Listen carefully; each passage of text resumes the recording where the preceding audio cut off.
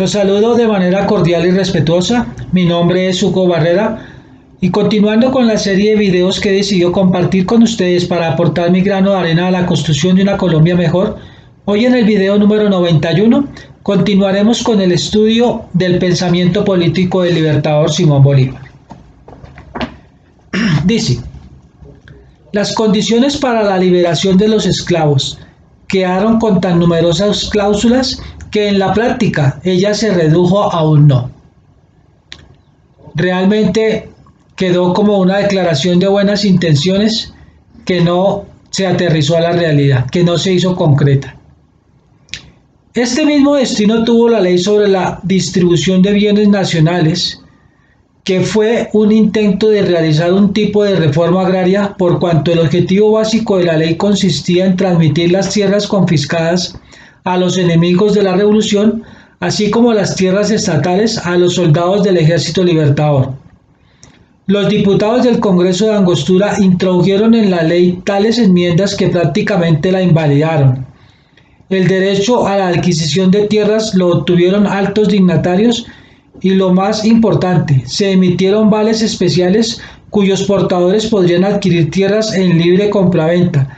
Las consecuencias de estas enmiendas fueron catastróficas para las bases de soldados privados de medios de existencia, que se vieron obligados a vender los vales a precios irrisorios, facilitando así su compra por los especuladores de tierras, personas todas ellas relacionadas con la alta burocracia.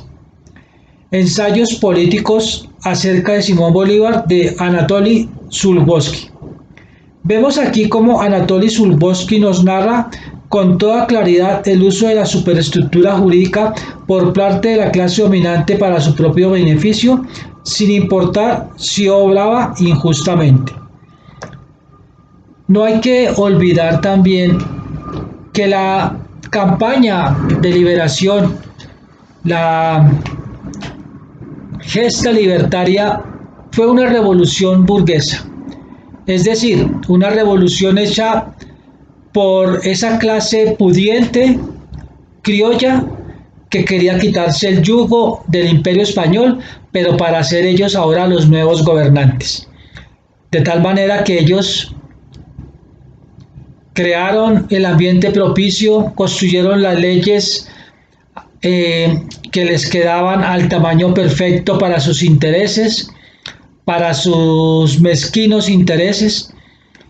Sabían que los soldados rasos estarían muy contentos con esta decisión de que se les iban a dar tierras.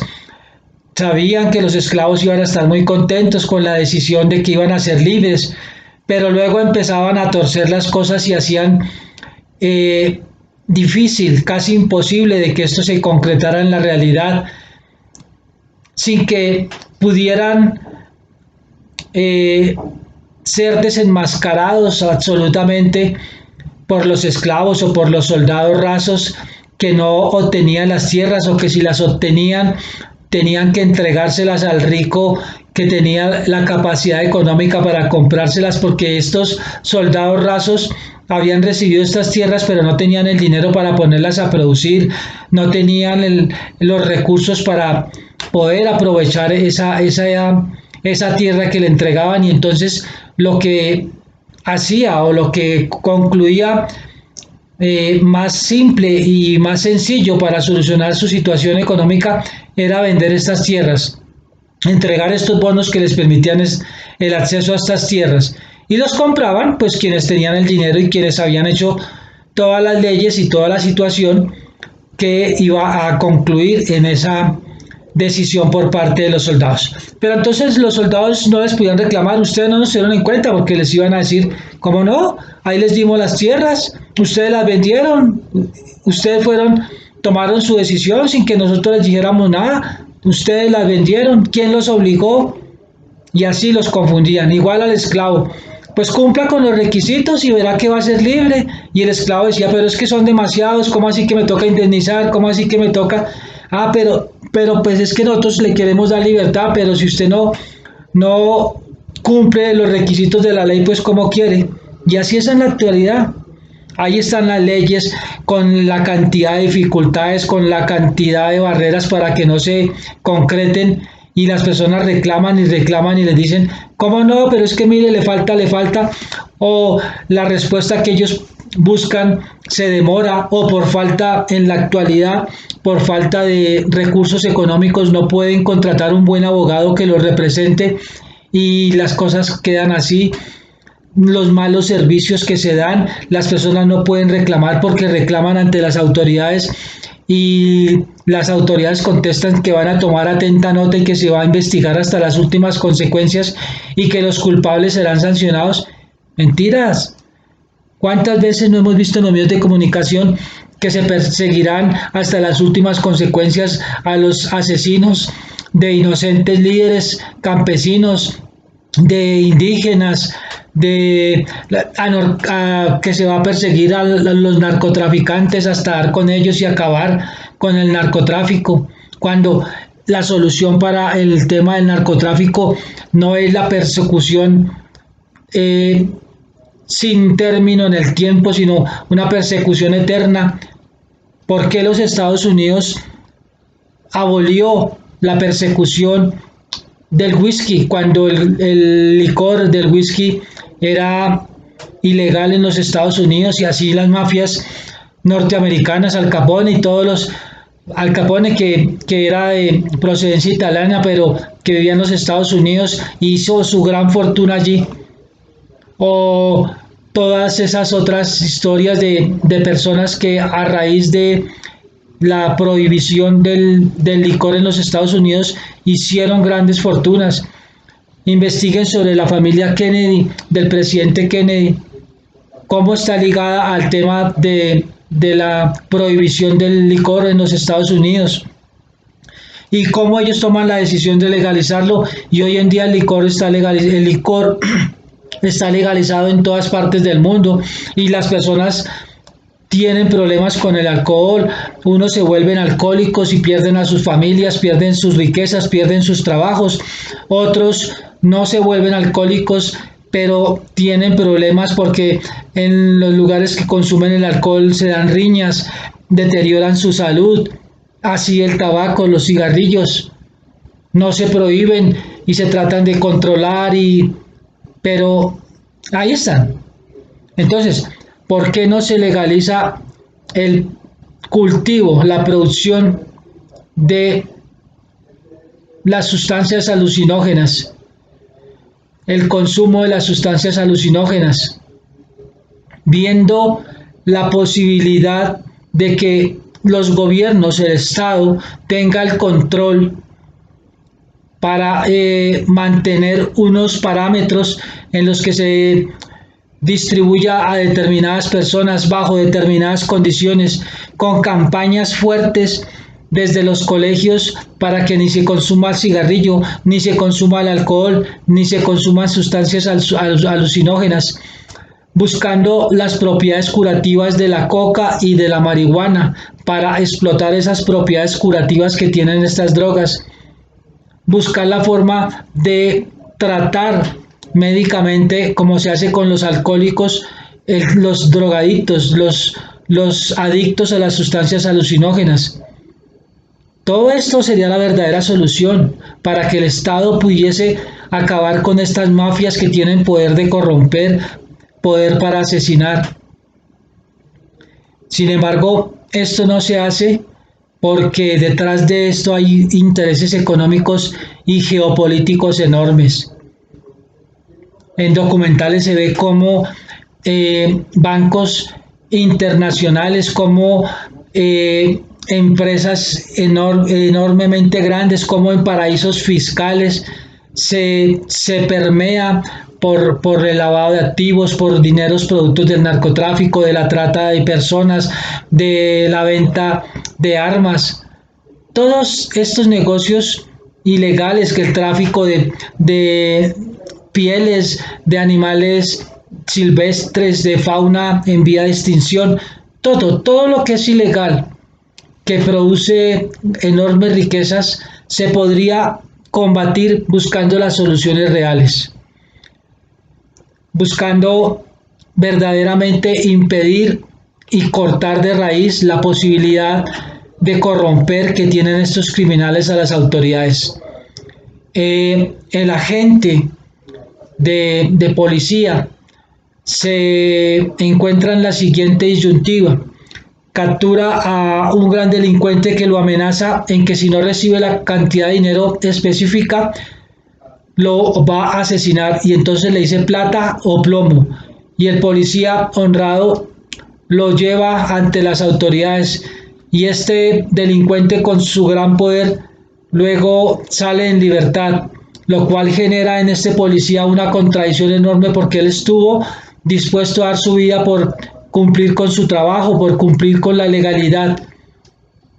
Todas estas cosas que se dan en el sistema capitalista de corrupción, de situaciones de descomposición social, todo esto se tiene que acabar y todo esto se tiene que combatir.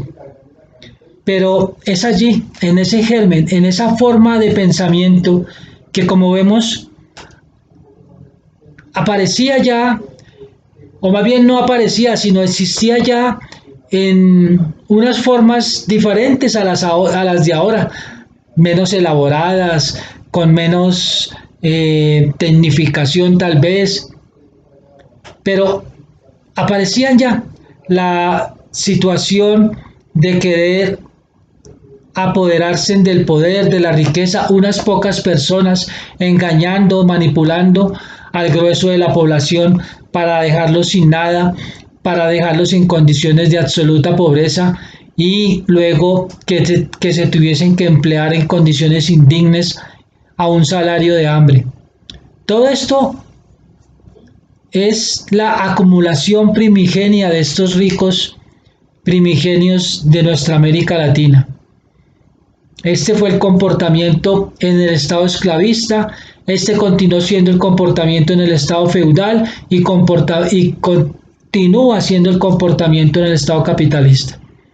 Siempre el ser humano puesto ante la situación de maquinar, de pensar, de planear cómo voy a conseguir riqueza y poder a costa de lo que sea.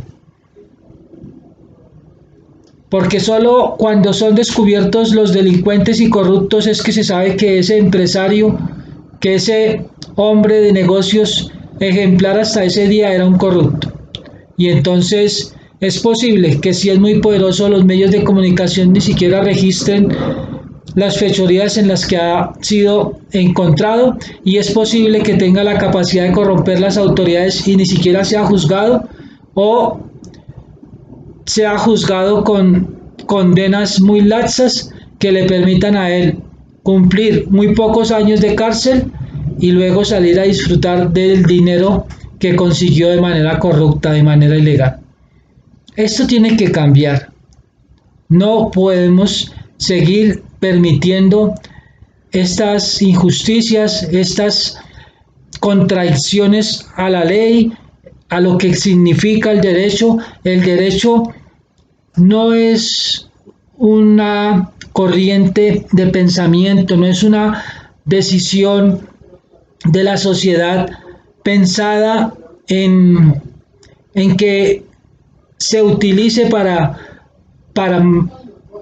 para servir de coadyuvante de la corrupción, del delito. No, está construido para que el ser humano viva en armonía, para que se castigue a quien es un mal ser humano, un hombre corrupto, un delincuente, a quienes atacan a los demás, y a quien los ataca para evitar que el hombre o que los seres humanos tengan que defenderse por sus propios medios unos frente a otros, y así entonces volvamos a la edad primigenia, en donde era la fuerza del uno contra la fuerza del otro y no había cómo dirimir los problemas de una manera más civilizada. Esto lo tenemos que defender. El derecho es una ciencia buena, positiva, constructiva, y se debe recuperar su majestad. El derecho es una herramienta benéfica, constructiva para los seres humanos. Se debe recuperar su majestad, su dignidad. Entonces, amigos, este es el video que quería compartirles el día de hoy. Si les gustó, compártanlo con sus amigos para que mi mensaje llegue a ellos. No olviden que mi recomendación de siempre es cualifícate intelectualmente, investiga, lee, concientízate sobre los demás o sobre los diferentes modelos políticos y económicos existentes, además del capitalismo. Investiga qué es el capitalismo y ojalá te animes a querer participar en la construcción de una Colombia mejor y de un mundo mejor. Un abrazo, amigo.